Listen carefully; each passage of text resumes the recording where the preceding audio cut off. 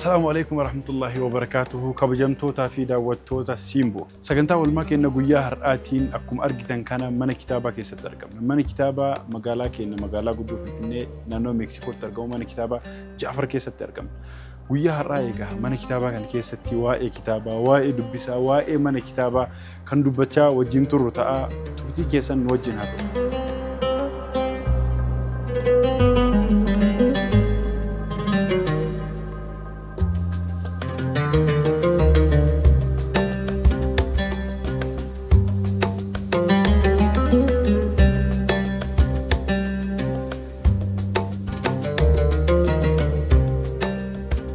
إيجا كابوجمتوتا في دعوتوتا كين أكم أرجع جرتن سوبر ماركتي كيسة ترجم سوبر ماركتي ياتا وصنتين كم بيكم سا كيسة ترجم تمني كتابة جعفر أكا يادي أولي تجودا فيه الدوبل أكنت فيه أكما جوزا يتاتين كتابين كان تاني جريوتا أو كتاب نسينا كتاب نواي فيار رب الرفم كتاب نواي إنجنيرينج رب الرفم جغرافي كتابات أمانتا غرغرا كروف كيسة قبول إيجا من كتابة كون يرو كلو كم بنا مي في أكبر يكين ناتيس من كتابة جودا فيه هوتا كان تأيدا إيجا من كتابة كان كيسة كتابات أد دعوتشاك وجين ترو تأ ترتين كيسة نفاناتو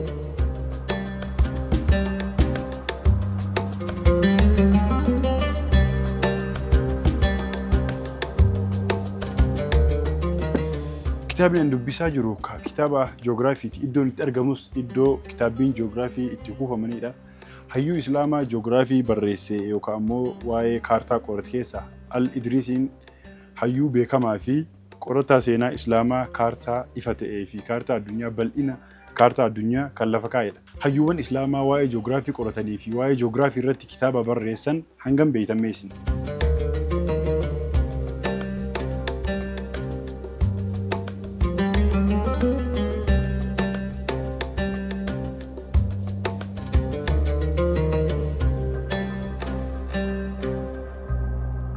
أما يمو إدو إرقم إدو كتابي لين فيا إرتي واي فيا رتي بري فمن إتكوفا من إتي أرقمنا كتابة واي فيا رتي براهن هدوتو أسيتي أرقما هيو سينا إسلاما يوكامو قرطان واي فيا كانت ابن سينا إيقا قرطان فيا ابن سينا كتاب إساء القانون في الطب جيرو كتاب دب لما أول بريسي إيشيا في أوروبا هنگا يورو كانت تتفايدة مرة أرقماني كتاب واي فيارتي براهي كتابوتا هدودا مي كتابوتا واي فيارتي براهن هنگمتك بيتن واي فيا كيساني هنگمتك دبستاني هنگمتك بيتن كان جدو وفقافدا داونان كن حكومة تفوفت يراهن وجين ترى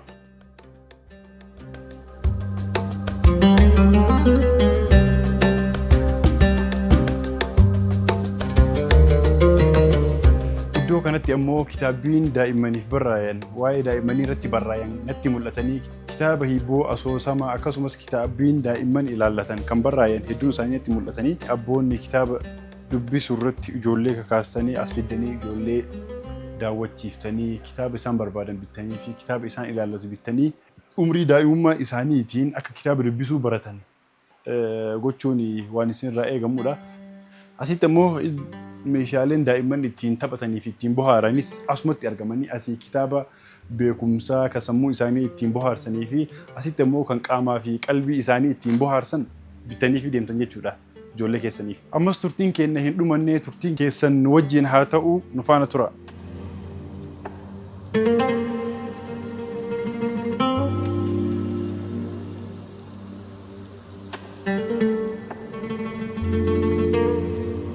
daawwattoota keenya akka malee beekumsi natti dhagahamu jira sammuun akka malee na cinqamutti jirti as biratti immoo kitaabbiin waa'ee barumsa akaadaamii irratti barreeffaman hedduutu argama kitaaba beekamaa Royal Extreme kunniin iddoo kanatti argamanii kitaabota natti mul'ata kutaa tokko irraa qabee hanga kutaa 12tti akkuma beektan yeroon kun yeroo manni barumsaa banamuu fi yeroo barumsi eegaluudha kitaabbiin barumsaan wal qabatan hedduutu asitti argama. Kitaabbiin barbaadan kan barumsaa wal qabatan dhuftanii asii argachuu hin dandeettanii mana kitaabaa Jaafar magaalaa Finfinnee Meeksikoo. Manni kitaabni keessa hin jirre akka qaama ruuhiin keessa hin jirreeti jedha saayintistiin beekamaan tokko.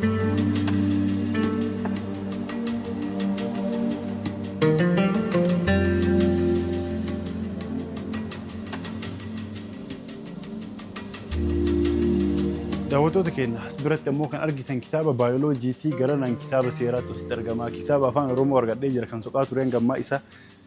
Kitaabota bebbeekoo hedduu as biratti argu jira. Gatiin biyyaa meeqa jedha, abjuu koo hin dhugoomsu jedha, guddinni akkana jedha. Kitaabota hedduu kitaabota beekuu as biratti argu jira. Mana kitaabaa guddaa kana keessa hanga jalqabaa olii gad deemee kitaaba beeku dhabe amma kitaabbiin beeku argadhee jira. Gatiin namaa meeqa jedha. Gatiin namaa meeqa jettanii yaadamee isin? Kitaabbiin barbaadu hedduu asitti argadhee jiruu fi jireenya jedha. Kitaaba waa'ee jiruu fi jireenya irratti barraa'e. Kitaabbiin afaan Oromoo hedduun as keessa hin jiru natti fakkaatee ture. Egaa anumatu bakkee isaa wallaalee kitaabbiin hedduutu as keessa jira jiruu fi jireenya. Meeqa keessantu amala dubbisuu kitaabaa qaba. Kitaaba hagam dubbistan? Kitaaba meeqatu mana keessan jira kan dubbistan? Hayyuun tokko maal jedha beektanii namni kitaaba dubbisuu osoo danda'u kitaaba hin dubbisne nama dubbisuu hin dandeenyeen tokkuma jedha. Kanaafuu osoo dubbisuu dandeette yoo hin dubbisne nama dubbisuu hin dandeenyeen tokkuma isin jechuudha. Guddinni kee akkana jedha. Yeroo keef gatii kenni. Hamma ofii keetiif gatii laattutti yeroo keetiif gatii hin laattu. Hamma yeroo keetiif gatii laattutti ammoo waa tokkoyyuu hojjechuu hin dandeessu jedha. Guddinni keeti. Garanaan ammoo kan argaman kitaabolee amantaa Islaamaa irratti barreeffamanii fi amantaa biraa irratti barreeffamanidha. Kitaaba seenaa Rasuulaa irratti sallallahu alayhi wa sallam barraa'e. Irra caalaa seenaa, irra gaarii seenaa kan hundi keenya dubbisuun nu barbaachisu seenaa Rasuulaati sallallahu alayhi wa sallam. Gama kanaan ammoo kitaaba guddatu argama. Kan addunyaan tun ittiin dhaabatte. Kan wanni isa keessatti barraa'e waan mana kitaabaa kana hunda keessatti barraa'e.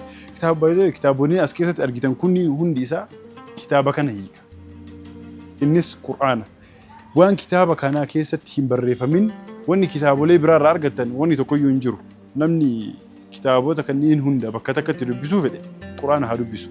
Waan dhufellee, waan dabrellee, waan ganaa dhufullee Qur'aana keessa barreeffameera. Kalaama Rabbi olaanaati.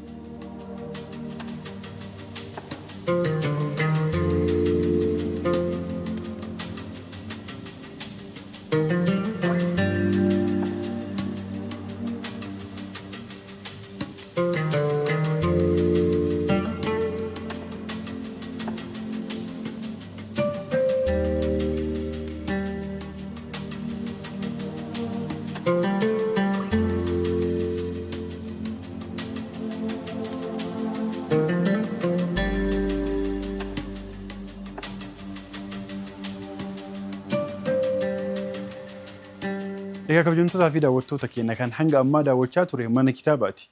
Warri amma duuba kitaaba hin dubbisnes amma booda akka dubbisuuf kaka'umsa godhatan abdii qaba. Warri dubbistan ammoo akka irratti jabaattanii as dhuftanii kitaabota hin dubbisin kitaabota amantaa garaagaraa, kitaaba seenaa, kitaaba hunda ka barbaadan asitti argattu dhuftanii akka dubbisan akka itti edaatan abdiin qaba. Maatiinis ijoollee keessan, ilmaan keessan kitaaba dubbisuu, aadaa kitaaba dubbisuu irratti akka kakaastan isiniin jedha. Kan harkaa qabu Qur'aana, cuunfaa kitaabota hundaa. Kan waan dabree fi kan har'a irra jiruu fi kan boriillee dubbatu Qur'aana harkaa qaba.